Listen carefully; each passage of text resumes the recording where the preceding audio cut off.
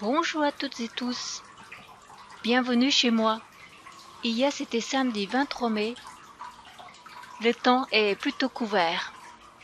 Alors j'ai décidé de filmer la serre et de vous faire partager un petit moment de mon quotidien. Allez, c'est parti, je commence par l'entrée de la serre. Dans l'escalier de la serre, une grosse potée d'amaryllis qui attend d'être mis dehors. Le Persicaria odorata, qui est une plante aromatique, elle résiste bien au froid. En ce moment, elle n'a pas un bel aspect parce que j'avais oublié de l'arroser. Le Tradescantia pallida qui devient envahissant et en fleurs. Le Colocasia esculenta ou le taro qui revient à la vie au printemps. J'ai 4 autres potées dehors. La jacinthe d'eau toujours en vie et dans son seau. Je l'ai mis dans la serre après l'hiver passé en intérieur.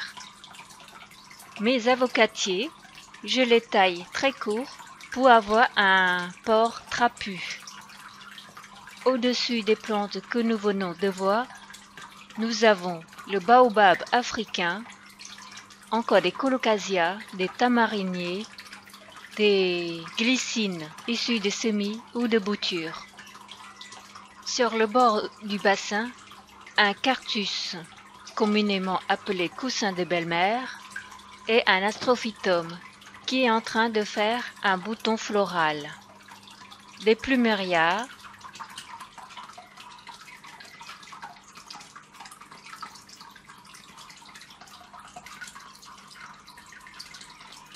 et des adéniums qui ont 2 ans. Certains ont déjà fleuri. Les plumérias et les adéniums, je les sors la journée quand il fait très chaud et je les rentre la nuit quand il pleut ou quand il fait froid. Un bananier nain qui se remet doucement de son hiver. Un dipladénia que j'ai acheté au Lidl, il est rempoté et les lianes cherchent un support pour s'accrocher.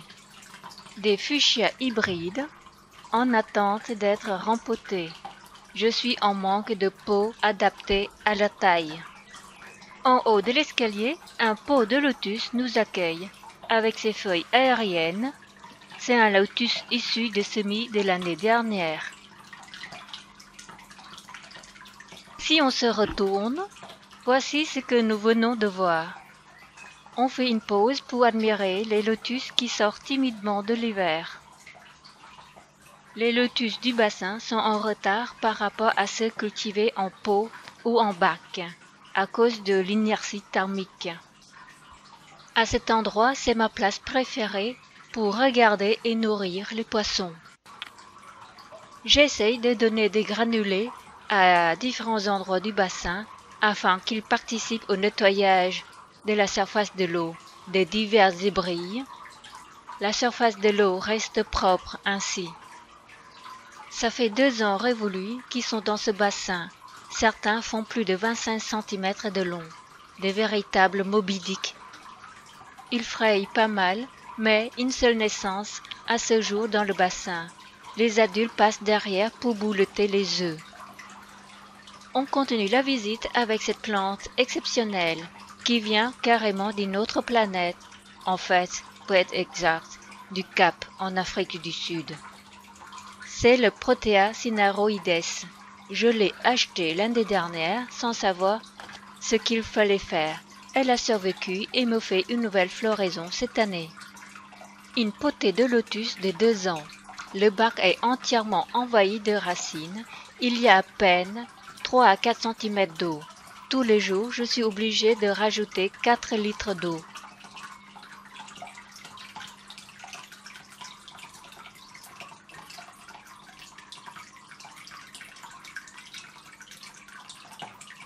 Au-dessus du lotus, une suspension de fuchsia.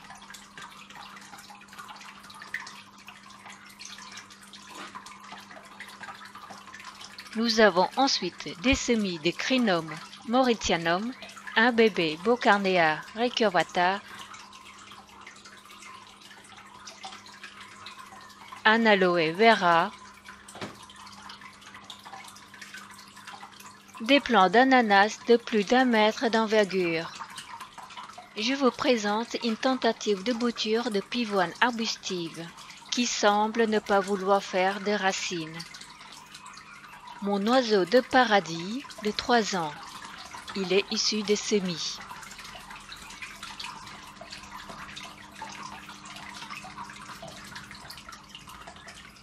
Des pitayas jaunes de 1 an, toujours issus de semis. Voici une plante grasse facile, le Senecio Moon Everest. Plante très facile, elle est toujours dans son pot d'origine. Elle a passé l'hiver dans la serre froide sans broncher. J'aime bien sa couleur bleue délavée. Elle est dans un cache-pot carré pour avoir de la stabilité. Et à côté, une station de bouture. Elle me sert à redonner vie à tout ce qui est cassé et que je n'ai pas le cœur à jeter. Même les noyaux et d'autres graines y germent gentiment. Mon érable du Japon, mon pistachier lentiscus et mon beau carnéa recurvata.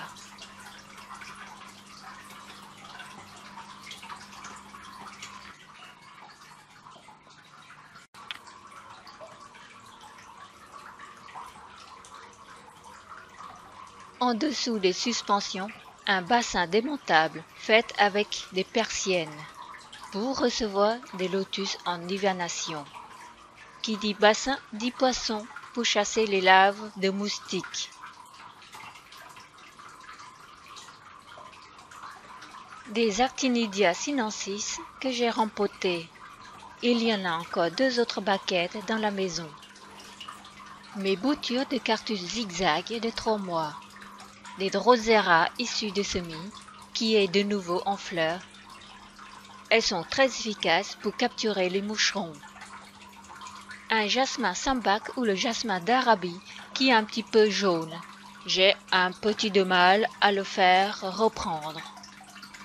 Ces fleurs très parfumées servent à aromatiser le thé. Nous allons avoir une série de suspensions de cactus zigzag, de chlorophytum, de pitaya jaune, de pitaya rouge et de cactus de Noël. Toutes mes plantes sont en pot en plastique. Je maîtrise mieux l'arrosage qu'en pot en terre cuite.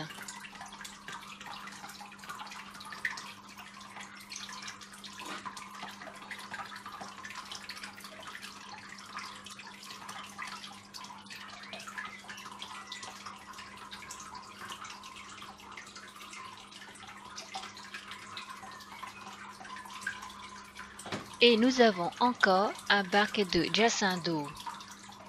Dedans, des petits poissons qui vont aller bientôt dans le bassin extérieur, en cours de construction.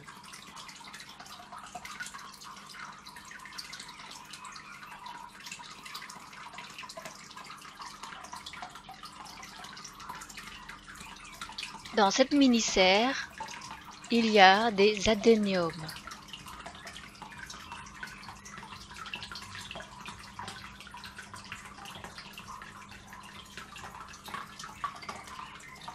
Voici mon kombawa. Il est guéri de sa chlorose. Les feuilles sont bien plus vertes et portent de petits fruits. Les feuilles servent à parfumer les plats. Encore 2 bacs de lotus.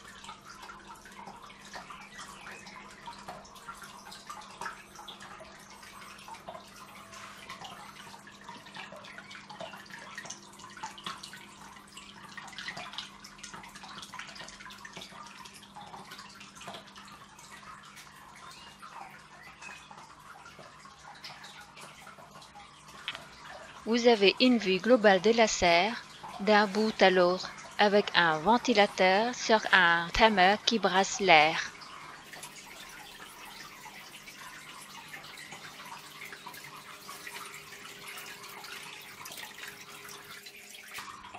On termine la visite avec cette colonne de cactus de Noël.